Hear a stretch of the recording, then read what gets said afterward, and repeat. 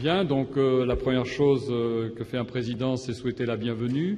Merci d'être venus très nombreux. Alors c'est une cérémonie que nous faisons maintenant depuis 3 ans, depuis 2011, et c'est effectivement un moment important pour notre université puisque nous délivrons le plus haut diplôme, ou en tout cas la plus haute formation que nous délivrons à des étudiants de cette université. Alors bien entendu, ça nous impose des devoirs. Nous avons accueilli dans des laboratoires, fourni des formations. Les écoles doctorales et les directeurs des écoles doctorales ici se sont occupés de chacun de vous. Et puis, de votre côté, bien entendu, ça vous donne aussi des devoirs, puisque dans le monde, vous avez déclaré que vous êtes docteur de l'Université Paris-Sud. Donc, bien entendu, ça veut dire un haut niveau de doctorat. Et bien entendu, je vous en félicite. Alors, je ne vais pas parler plus longtemps parce que, en fait, nous avons un invité. Et comme chaque année, nous avons un invité de marque. Et cette année, ça me touche particulièrement puisque vous savez que je viens de la faculté de médecine et que nous avons cette fois, nous mettons à l'honneur un médecin qui vient aussi de notre faculté de médecine.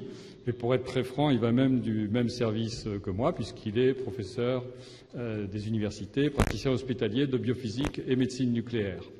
Alors, on a fait une longue carrière ensemble puisque on se connaît depuis 42 ans, je crois, puisque j'étais externe quand il était interne.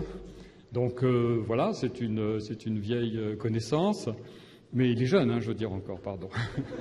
Alors, évidemment, il a fait de nombreuses recherches dans le domaine de la médecine nucléaire.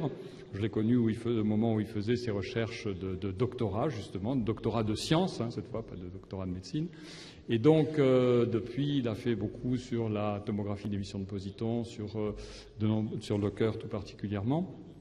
Et ensuite, sa carrière s'est un peu dirigée vers la politique de la science, la politique scientifique, puisqu'il a été successivement alors directeur du service hospitalier Frédéric Joliot, qui est le centre CEA qui se trouve dans l'hôpital d'Orsay, puis directeur des sciences du vivant du CEA, et puis en 2007, je crois, il est devenu président-directeur général de l'INSERM, qu'il était encore jusqu'au 11 juin dernier. Alors au cours de ce mandat, bien entendu, il a fait un certain nombre de choses et on lui doit beaucoup de reconnaissance en tant qu'université, puisque c'est lui qui a imposé à toutes les unités de l'INSERM d'être associées, d'être des UMR. Vous savez que le CNRS avait des UMR avec l'université très généralement. Eh bien, l'INSERM avait plutôt des UPR, des unités propres de recherche. Et donc, c'est lui qui a imposé que maintenant, à l'INSERM, il n'y a plus que des UMR.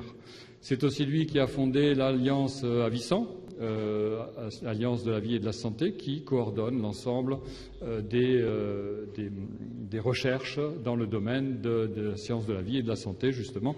Et je pense, il vient de me dire qu'il est toujours président de l'Avicen.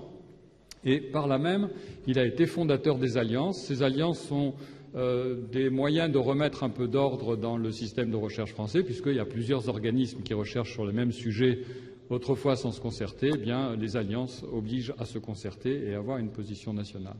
Donc voilà, c'est un professeur de notre université qui est maintenant revenu dans notre université en tant que PUPH et je suis particulièrement heureux de l'accueillir aujourd'hui pour nous présenter cette cérémonie et parrainer cette cérémonie. Merci.